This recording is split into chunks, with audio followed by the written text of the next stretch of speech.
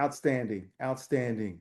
Lakmal, can we move on to contracts and why they're important to content creators? Yes.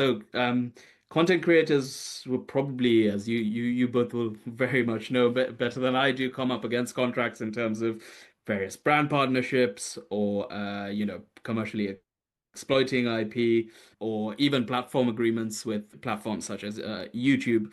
And really, it's about centralizing your IP in those contracts and ensuring that you are happy with the arrangement that's going to come out of, say, a brand partnership that you are, as a content creator, drafted in to create some contract in partnership with the brand.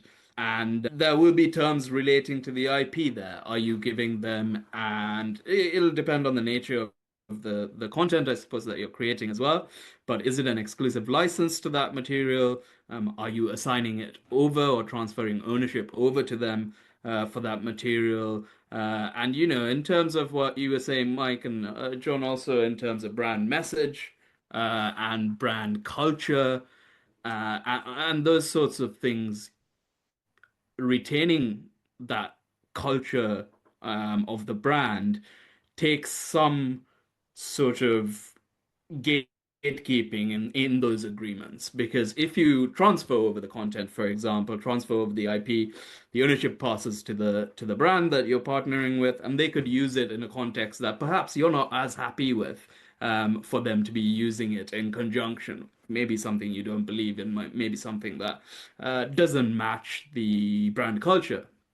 So it's key, really, with these contractual terms that they're fully understood, and they are tailored to your objective as a content creator in that partnership, as well as just generally in terms of your brand and your identity.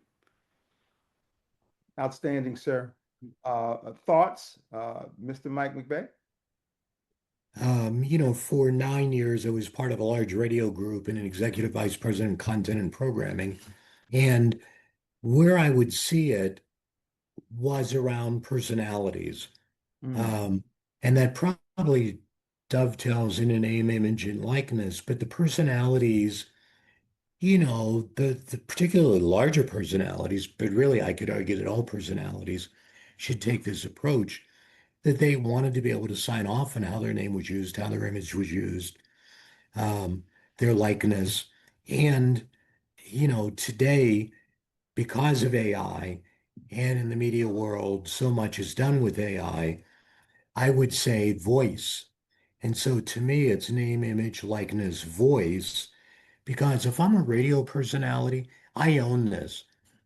One of the books that I continually talk about when I speak to talent is a book that was written in the late 80s, early 90s by Tom Peters mm. called The Brand U 50, The Brand YOU 50. It's a very thin book. You can read the whole book in a 3-hour plane ride. But it talks about individuals as brands. And so we have to protect our own brands. I'm a brand. Lakmal's a brand. John, you're a brand. And we have to protect our brands. And so everything that Lakmal said around the contract holds true to us as people in employment agreements, in those agreements where we're allowing our name, image, likeness, and voice to be used, because it's all we have to protect. And by the way, someone can violate it and do damage to you, and that creates a different approach to a lawsuit. Again, it always comes back to our humanity, who we are, what we believe in, what we stand for. And technology is such that it can create chaos around that. That's why this conversation is so very important, not only for content creators, but human beings. So I love this. Please go ahead, Mike. Um, Two things very quickly.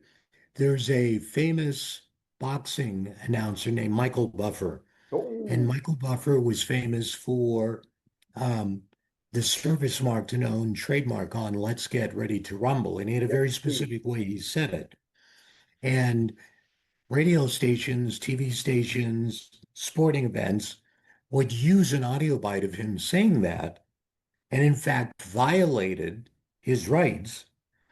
And he made quite a bit of money. I mean, while I was at that large radio group, we probably had 6 or 7 violations that cost us 10 grand every time it was played.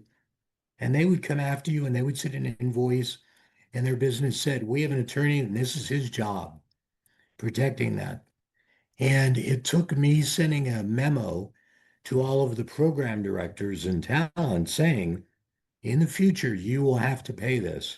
We're not paying it anymore. You will have to pay it. And people finally stopped violating that. But at one point, and I live in Cleveland, Ohio, the Cleveland Indians, team now known as the Guardians, used it in stadium, and they had to pay buffer money for that. And so what they did was negotiate to have him be at the first game of a World Series and do it live.